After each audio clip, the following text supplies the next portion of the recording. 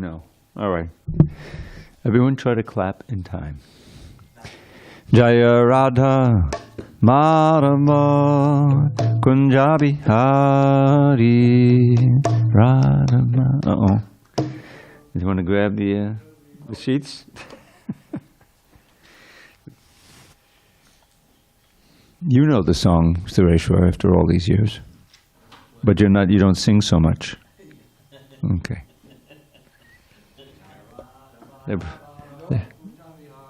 No, you got the first line. Anyway, we have 3 sheets, and we have 3 people who need sheets. Oh, is Arjun here? Arjun? He's here. He doesn't need the sheets. Here's the cartels for you, Prabhu. Right here. You and me. We're the band tonight. Jaya Radha Madhava Kunjabi Hari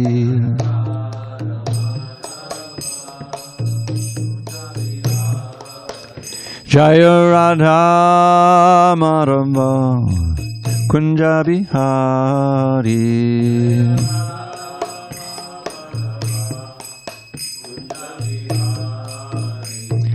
Gopi Jana Vallabha Girivardhan Hari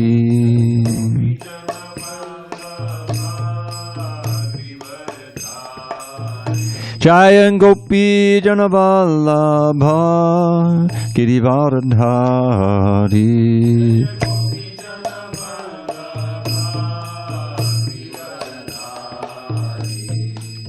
Yashodanandana Bhajana Ranjana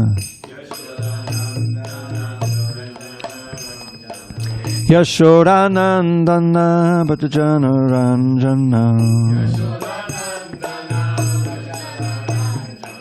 Yamuna Tira Vanachari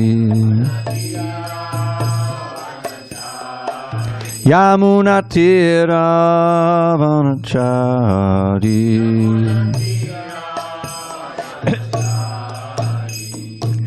Hare Krishna, Hare Krishna, Krishna Krishna, Hare Hare, Hare Rama, Hare Rama, Rama Rama, Hare Hare.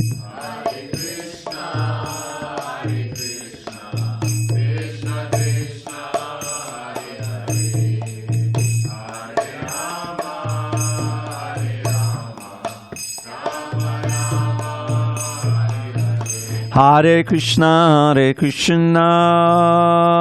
Krishna Krishna, Hare Hare, Hare Rama, Rama Rama, Hare Hare.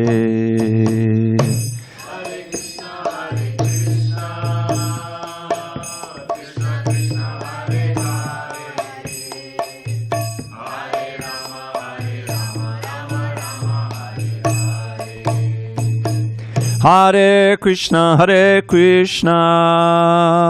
Krishna Krishna, Hare Hare, Hare Rama, Rama Rama, Hare Hare.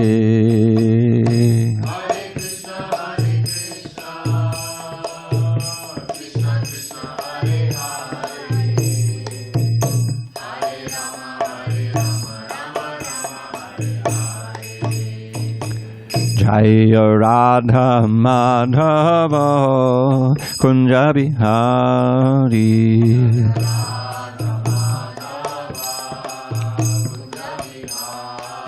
Jaya Radha Madhava Kunjabi Hari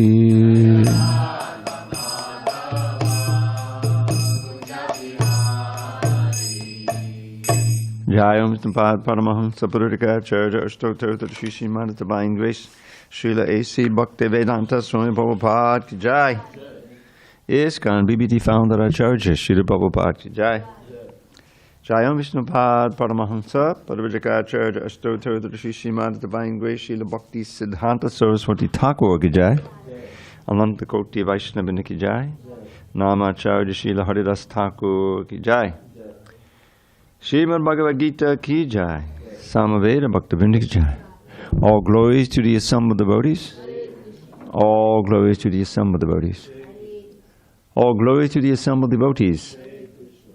All glory to Shri Guru and Gauranga.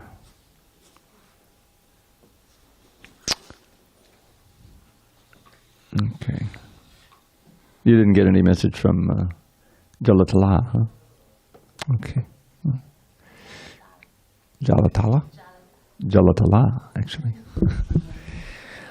Okay, Om Namo Bhagavate Vasudevaya. Om Namo Bhagavate Vasudevaya. Om Namo Bhagavate Vasudevaya.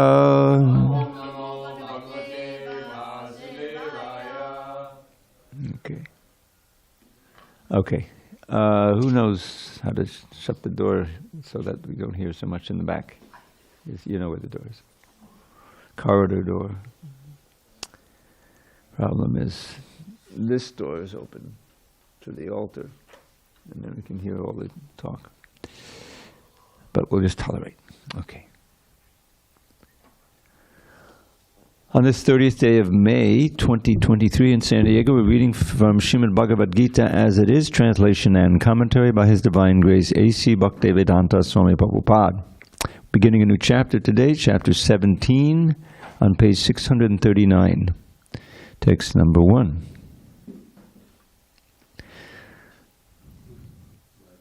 Chapter is entitled, The Divisions of Faith. You may have a different pagination. 17 on page 639. Oh, you have a different book also. Yeah, forget the page number. It's chapter 17. You'll find it right after 16. Chapter 17, first verse, it's chapter 17. But I can't give you a page number because you have a different book. That's why I asked the text. Just look in the gutter. You know the gutter book at the top of the page. You'll see where the chapters are. Ah, you probably got it right there. You got it? Divisions of Faith. Oh, okay. All right. Very good. Arjuna Vacha. Ye. Shastra Vidhim. Utsrijya. Yajante. Shraddhayan Vitaha. Tesham Nishta Tukha Krishna Sattvam Aho Rajastamaha.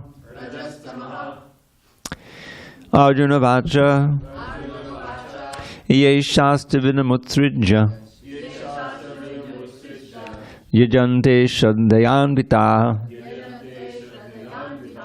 Tesham Nishta Tukha Krishna Sattvam Aho Rajastamaha. Arjuna Vacha Ye Shastra Vidamutrijya Yajante Shraddhayan Vitaha Tesham Nishta Tukha Krishna Sattvamaho Rajastamaha. Arjuna Vacha Ye Shastra Vidamutrijya Yajante Shraddhayan Vitaha Tesham Nishta Tukha Krishna Sattvamaho Rajastamaha. Arjuna. Arjuna Vacha Ye Shastra Vidam Utsrijya Yajante Shraddhayan Vitaha Tesham Nishta Tukha Krishna Sattvamaho Rajastamaha. Anyone else on this side? Arjuna Uvacha Ye Shastra Vidam Utsrijya yajante shraddhayanvitaha tesham nishtatuka Krishna sattvamaho rajastamaha. Not bad. Jalatala, Mataji. Arjuna Vacha Ye Shastra Vidamutridja Yajante Shadhayan Vitaha Tesham Nishtatuka Krishna Sattvamaho Rajastamaha. Anyone online? No. Arjuna Vacha, Arjun said, yea, those who Shastra Vidhim, the regulations of scripture, Utsridja, giving up, Yajante, worshipped, Shraddhaya, full faith, Anvitaha, possessed, Tesham, of them, Nishta, the faith, to, but, Ka, what, Krishna, O Krishna, Sattvam, in goodness, Aho, or else, Rajaha, in passion, Tamaha, in ignorance. Translation. Arjuna inquired, O Krishna, what is the situation of those who do not follow the principles of Scripture, but worship according to their own imagination? Are they in goodness, in passion, or in ignorance? Purport. In the 4th chapter, 39th verse, it is said that a person faithful to a particular type of worship gradually becomes elevated to the stage of knowledge and attains the highest perfectional stage of peace and prosperity. In the 16th chapter, it is concluded that one who does not follow the principles laid down in the scriptures is called an asura, or demon, and one who follows the scriptural injunctions faithfully is called a deva, or demigod. Now, if one, with faith, follows some rules which are not mentioned in the scriptural injunctions, what is his position? This doubt of Arjuna's is to be cleared by Krishna. Are those who create some sort of God by selecting a human being and placing their faith in him, worshipping in goodness, passion, or ignorance? Do such persons attain the perfectional stage of life? Is it possible for them to be situated in real knowledge and elevate themselves to the highest perfectional stage? To those who do not follow the rules and regulations of the scriptures, but who have faith in something and worship gods and demigods and men, attain success in their effort? Arjuna is putting these questions to Krishna. Om Jnana Timarandasya Jnanandana Shalakaya Chakshur Unmilitam Mena Tasmai Shri Gurave Namaha. I was born in the darkest of ignorance, but my spiritual master Srila Prabhupada opened my eyes with the torchlight of knowledge. I offer my humble obeisance to him and all members of Sri Parampara, the disciplic succession. And we are on page 639. So, if you're astutely studying the Bhagavad Gita, this first line of the verse should ring a bell. We just heard the same exact words in the previous chapter, when Krishna says in text 23, Yak Shastra Binamutsrija. Sound familiar? So that was anyone who, but this is Ye Shastra Binamutsrija because it's plural. So this is called, the chapter is called The Divisions of Faith, and what we'll hear here is very fascinating of different items in our experience that are in different modes of nature. And it even talks about food. Food in the mode of nature, different modes of nature, faith, activity, charity, all of this, tapasya, all of these things will sing. And it's important to know that because our whole world is composed of the modes of nature. We're being exposed to them all the time. In this age, especially, the modes of passion and ignorance. I remember when, well, I shouldn't criticize a certain kind of music. But let's say that when this music started years and years ago, I said, really? People listen to that music? It's just so, so much in the mode of ignorance. It just brings, awakens the lower nature. You can just feel it, And yet that music is still going strong in this world. Anyway, there we'll be just as Arjuna is asking now, what is the faith? Faith is very important. Nishta is, I think, is the word being used for faith here. Yes, they worship according to their own imaginations, and we have so much of that today.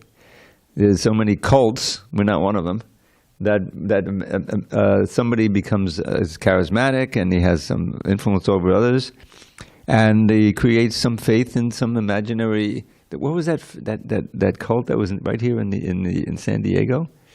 And suddenly you hear there's this suicide. No, it was a suicide. I think they thought that there was. Well, it's Heaven's Gate. Heaven's Gate. I remember. No, it was called Heaven's Gate. And I remember I was driving back on Grand Avenue, and I think I had the radio on at that time, getting some news, and there was this horrific thing happened right here in San Diego, where there was this mass suicide. This guy convinced them that if they did that, they would get onto the comets. There was a comet coming, and they would go. I don't know. So people believe anything. And everybody was suicide except for him, right? Yeah, he didn't commit suicide. I don't think. Uh-oh. That's what you're talking about? No, that's his cell phone. That's his ringtone. All right, so let's go on. So this is a very important question, because we need to be able to see ourselves and see this world through the eyes of Shastra, because there's so many things that are mysterious. How can we really figure out the first question? Who am I? You know, this is a classic question that one approaches a spiritual master who you have faith in. Who am I, and why am I suffering? This was Sanatana Goswami's model, and we can follow. When he approached Lord Chaitanya, after retiring from his job as the prime minister of the government, he gave up this position, and he became a sannyasi, renounced everything. That's also a very interesting story I want to tell. And then he finally gets to Lord Chaitanya, and he bows down with a straw in his teeth, which is a symbol of full surrender. And he has Kayami Kenayamai Jaritapatrai. I may not have the Bengali exactly right.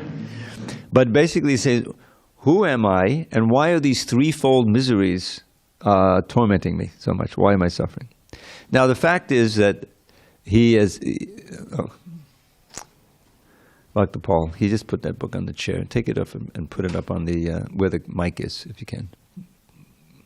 If you can just, yeah, that's perfect. Yeah, we try not to put the books on the place where we sit, just like we don't put it on the place where we walk. Hare Krishna. So what was the last thing I said? And the famous "What's my purpose?" They always ask that. Oh yes, right. So the model for one who's inquiring about the ultimate goal of life, you have to figure out who are we, and why is this world not set up so to give me the greatest pleasure? You know what I mean? In other words, life is a struggle. Why is it a struggle? Is there a way out of this struggle? Out of the threefold miseries? Threefold miseries are Adhyatmic, Adidaivik, Adibhautik. Now we're all familiar with these. We may not know the names. Adibhautik miseries are those miseries and difficulties caused by others. They're oftentimes human beings, but sometimes they're not. We had this pandemic, and there's all kinds of diseases.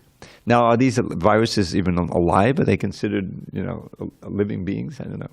But anyway, they were forced to be reckoned with, right? And so that, that's a misery. All kinds of miseries. I remember when, none of you remember this, I don't think. Polio was a big deal where I was living, anyway, in New York and in America. FDR had polio. It was a thing, and and one of my friends had polio. He was always limping. He had messed up his leg and everything. So when I think it was Jonas Salk came out with a vaccine, and all the mothers were taking their kids, lining up to get that. I remember I don't think it was a shot. There was one that you could drink. Anyway, it was a big deal. And my mother she grew up, she was born in, I think 1909. And she was there for the big flu epidemic of, I think it was 1918. What is it? Spanish flu? No. I think it wasn't, that was something else. Maybe, I forget. Maybe it was Spanish flu. Spanish flu, I'm sorry. Even though it started in America. I heard about that. Yeah. Anyway, her mother wouldn't let her go out. She was like 8 years old or something. She could only play out on the fire escape. They lived in Brooklyn or the Bronx or something like that for like a whole summer. It happened in the summer, So these miseries are constantly either threatening us or we're suffering from them. And adiatmic miseries, you know, I mean, you can be born, it can be a congenital disease you're born with, and your whole life, your heart has something wrong with it. You know, your own body is giving you trouble. We all know that. Body and mind. And then there's the adidaivic miseries, which are big hurricanes and winds, and it's too cold, it's too hot, earthquakes. All these things are caused by the daivas, by the devas. You can't do anything about them. You can just try to escape or, you know, whatever. So these things are always either threatening or they're suffering. We're suffering from them. Is this inevitable? Is that just the way life is? Now, many people think, yeah, they don't believe in life after death. They think this is life. Therefore, grab as much pleasure as you can get, right? All right, now I'm not suffering right now. Now let me try to enjoy as much as I can.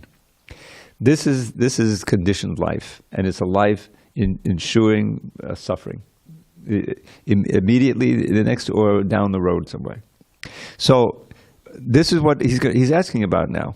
We just heard about the divine and demoniac. Demoniac are sure to suffer. So now he's asking about how can we escape that, and what is the nature of those who give up the vidhis, the shastra vidhi. This is an all-important verse, you know, from the last verse.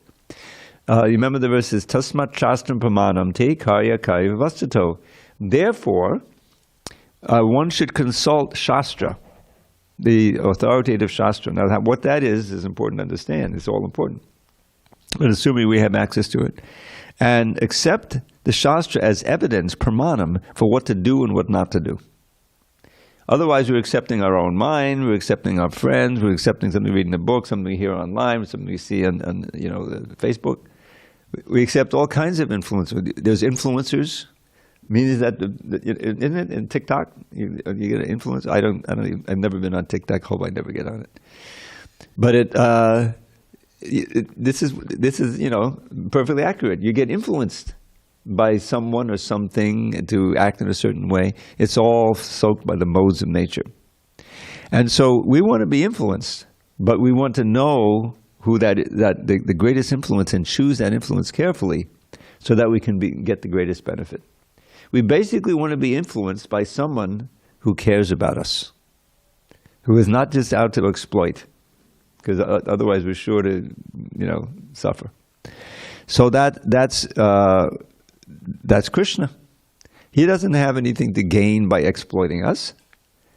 He claims in the 14th chapter, I'm the father of all. These are all his children. And the fact that we're, you know, millions and billions and trillions of them are suffering in the material world concerns him. And therefore in the 4th chapter, what did he say? Yada dharma saglana bhavati bharata abhyutanam adama sadatmanam sajamyaham. Very famous verse. Whenever and wherever there are discrepancies arise in the matter of dharma, at that time I come. I come to protect the devotees. I come to eliminate the evil demonic influences and to reestablish dharma for the benefit of the people in general. He doesn't have anything to gain by that, but out of love he does it. So that's what this Bhagavad Gita is, and we are now going to explore the divisions of faith, and so we can recognize, oh, this is food in the mode of ignorance. I don't want to touch that, because that will affect you. You hear knowledge in the mode of ignorance, or music in the mode, that will affect you. Somebody is in the mode of passion of ignorance, you associate, that will affect you. These influences are there. Yes? Also, who's cooking the food? Yes. The consciousness goes into the food when you cook. Everything, like an artist. Obviously, the consciousness is there, right? That's why you can often see the styles. Oh, I know many of these artists because I remember them. That's by Parikit, and that's a Jadharani over there, and this one I'm not sure exactly, but because they're it's all very personal, the influence. Huh? Yeah, I know it's the Gobi, but the style, I'm not sure exactly who painted it. So let's go on with this, and we're going to learn the different divisions of faith and how they influence everything, and then we can choose to cultivate the mode of goodness. Because the mode of goodness is not perfect, but it's a good platform to cultivate spiritual life. That's why you come, if you live in the temple, in the ashram, it's meant to be very clean, very regulated, in such a way that you come to the mode of goodness, and then it's easier to advance in devotional service. Okay, so I'm going to go on, text 2. Shri Bhagavan Vacha Trivadha Bhavati Shraddha Dehinam Sa Swabhavaja Sattvaki Rajasi Chaiva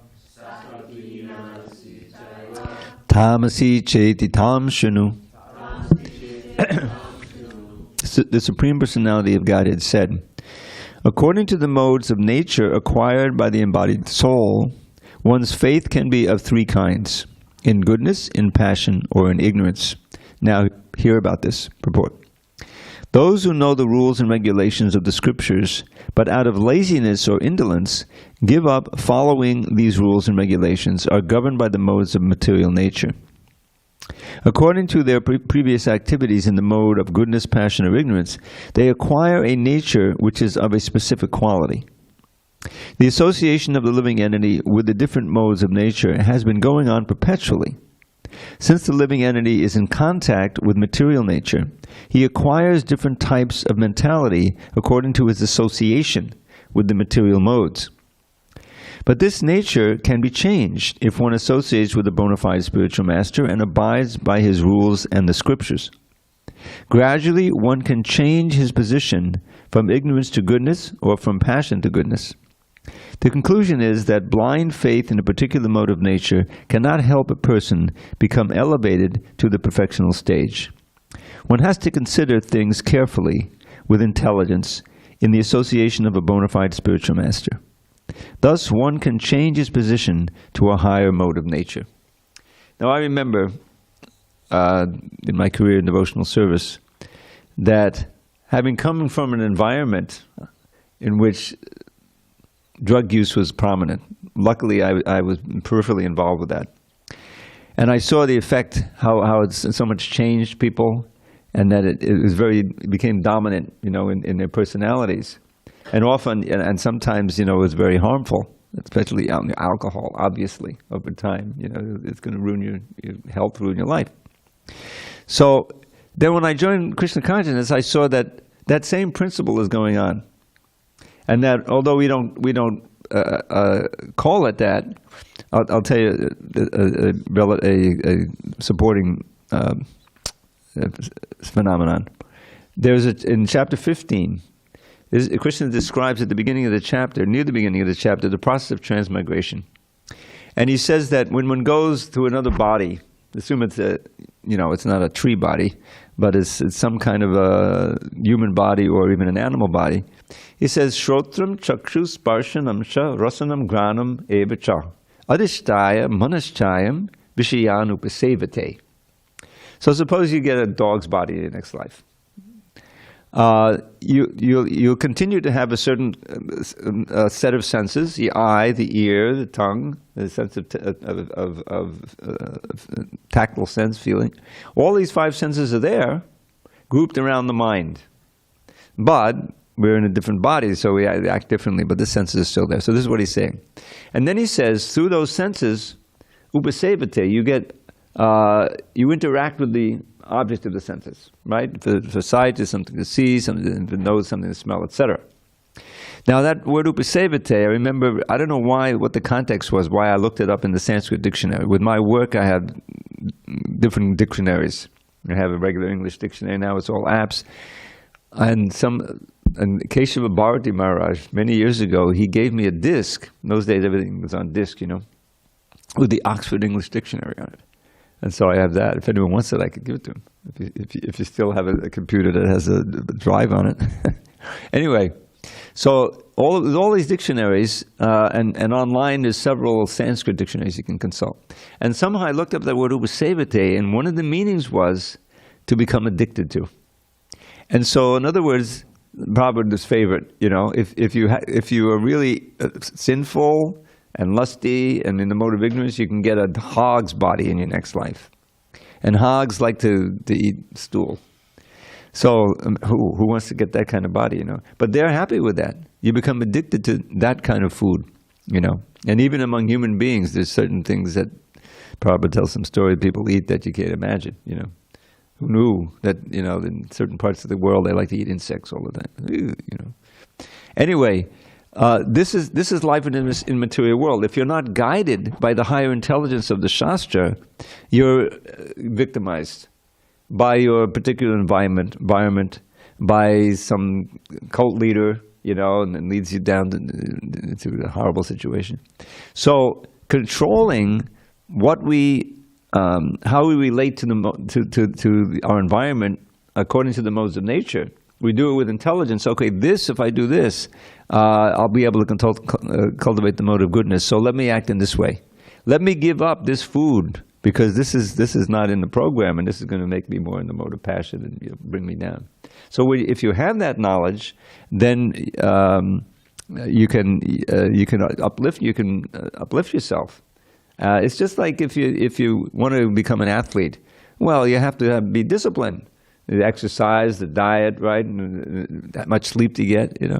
Because you have a goal in mind. I'll become a champion athlete in the Olympics or something, right? So the same thing is there with spiritual life. It's a course. It's a marga. It's called the bhakti marg. Means a path that you can follow. And at the end is the greatest achievement of all. No more birth and death, and return back home, back to Godhead, for an endless life of bliss and knowledge. It sounds like a pipe dream, but it's real. And we have all of these incredible acharyas in our line who experienced it themselves and left their writings, Bhaktivinoda Thakur and Bhaktisiddhanta Srila Prabhupada, and going way back, and Lord Chaitanya himself. So this is history, and it's all supported by that. And so we can have our faith, and if our faith is really in the Shastra and in the practice, and then we can make good advancement. So, any questions on this introductory verse? We can go on. Sattvanurupa sarvasya Shraddha bhavati bharata Shraddhamayo yam purusho Yo yak shraddha sa eva saha. Wow, the word Shraddha appears 3 times in this little verse. Let's see what it says. O son of Bharat. Now, son means scion here. It means descendant. It's actually, I was thinking maybe this is a misprint. You know, maybe we should change all these sons to scion, which means descendant. But son can also mean descendant. I looked it up, so it's fine. O son of Bharat, the great King Bharat. According to one's existence, under the various modes of nature, one evolves a particular kind of faith. The living being is said to be of a particular faith according to the modes he has acquired. Purport. Everyone has a particular type of faith, regardless of what he is. But his faith is considered good, passionate, or ignorant according to the nature he has acquired. Thus, according to his particular type of faith, one associates with certain persons. Now, the real fact is that every living being, as is stated in the 15th chapter, is originally a fragmental part and parcel of the Supreme Lord. Therefore, one is originally transcendental to all the modes of material nature. But when one forgets his relationship with the Supreme Personality of Godhead and comes into contact with the material nature in conditional life, he generates his own position by association with the different varieties of material nature. The resultant artificial faith and existence are only material. Although one may be conducted by some impression or some conception of life, originally he is nirguna, or transcendental. Nirguna means no guna. Guna means the mode of nature. Now it also has the meaning of rope. So these gunas will tie you to the material world if we're not careful. Therefore we want to be nirguna. Therefore one has to become cleansed of the material contamination that he has acquired in order to regain his relationship with the Supreme Lord. That is the only path back without fear, Krishna consciousness. If one is situated in Krishna consciousness, then that path is guaranteed for his elevation to the perfectional stage. If one does not take to this path of self-realization, then he is surely to be conducted by the influence of the modes of nature. The word Shraddha, or faith, is very significant in this verse. Shraddha, or faith, originally comes out of the mode of goodness. One's faith may be in a demigod or some created god or some mental concoction. One's strong faith is supposed to be productive of works of material goodness. But in material conditional life, no works are completely purified. They are mixed. They are not in pure goodness. Pure goodness is transcendental. In purified goodness, one can understand the real nature of the Supreme Personality of Godhead. As long as one's faith is not completely in purified goodness, the faith is subject to contamination by any of the modes of material nature. The contaminated modes of material nature expand to the heart. Therefore, according to the position of the heart in contact with a particular mode of material nature, one's faith is established. It should be understood that if one's heart is in the mode of goodness, his faith is also in the mode of goodness. If his heart is in the mode of passion, his faith is also in the mode of passion. And if his heart is in the mode of darkness, illusion, his faith is also thus contaminated. Thus we find different types of faith in this world, and there are different types of religions due to different types of faith. The real principle of religious faith is situated in the mode of pure goodness. But because the heart is tainted, we find different types of religious principles. Thus, according to different types of faith, there are different kinds of worship. So, now just to give you the definition of faith, the ultimate definition of faith in Krishna consciousness, Lord Chaitanya in his teachings to Sanatana Goswami in the Chaitanya Charitamrita, he has this phrase, Shraddha. Shraddha means faith, where you place your faith. Shraddha shabde vishwas kohe sudvidha nishchoy Krishna bhakti koile sarva karma krita hoy. Which means, Shraddha Shabde, the definition of faith, the word Shabde in Sanskrit, Bengali means faith, definition.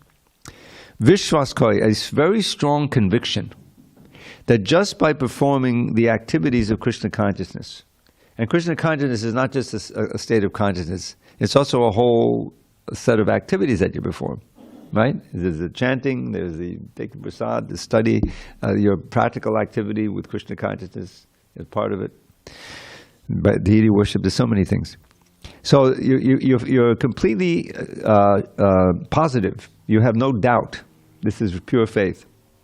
That if I just pursue the activities of Krishna consciousness nicely, according to the injunctions of Shastra, Shastra Vidhi, and the injunctions given by the spiritual master, which are according to Shastra, then all my ambitions will be fulfilled. In other words, my life will become successful. Sudvidha Nishchoy, very firm conviction. Krishna Bhakti Koile Sarva Karma Krita Hoy. So all my activities will be successful. So that's not easy to come by, that faith.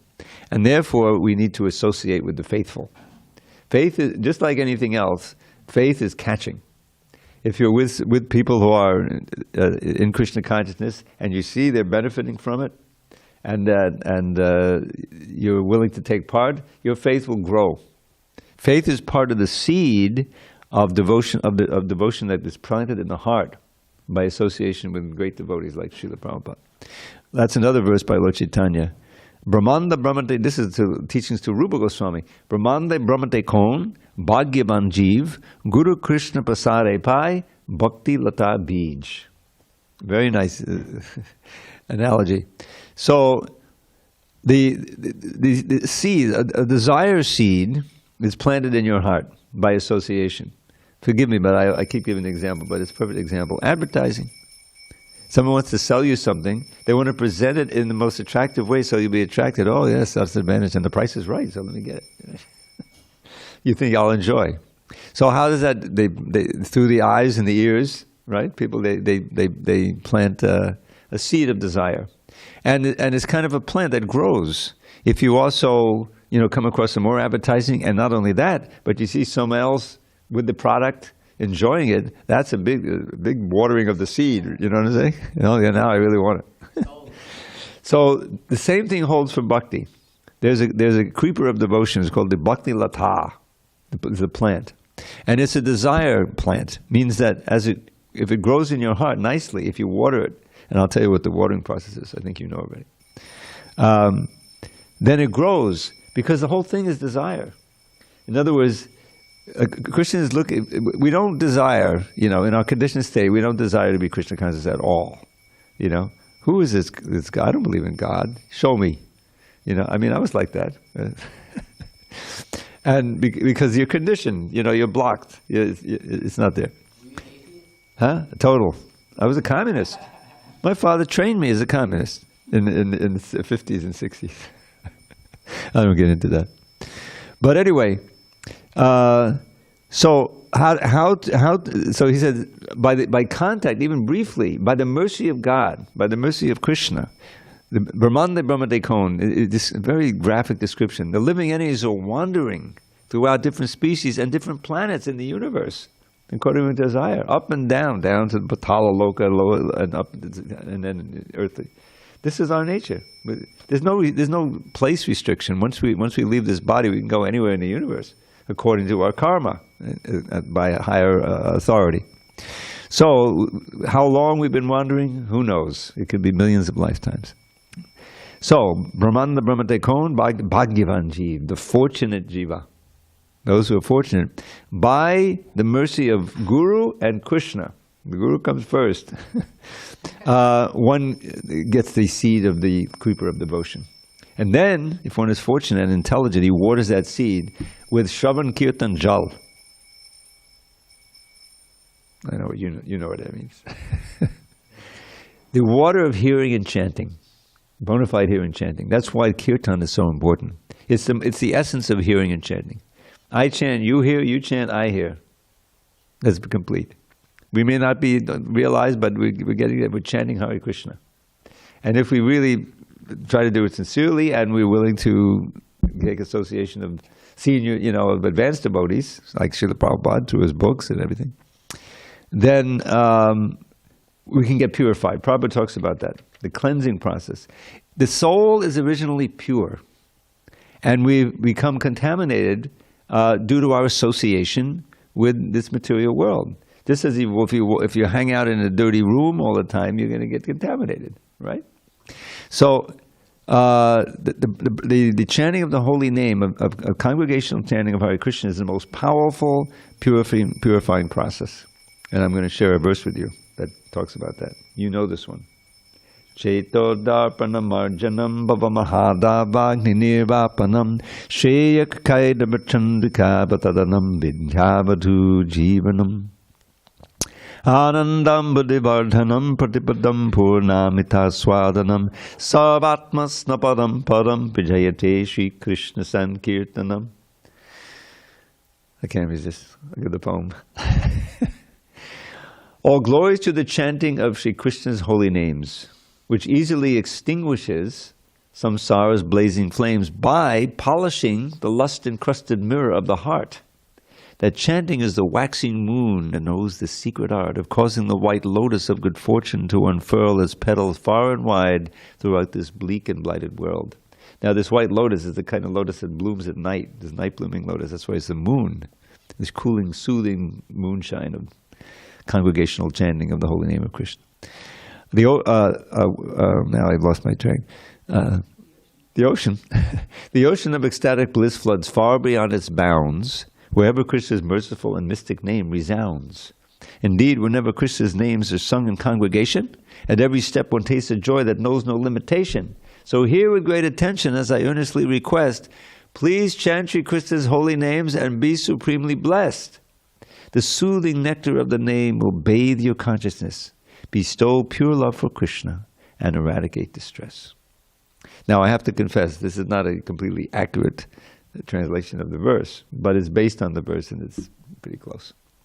So this is Lord Chaitanya's verse. He wrote it. It's by Krishna. Just as this is Bhagavad Gita, this is also Bhagavad Gita. Lord Chaitanya is writing this.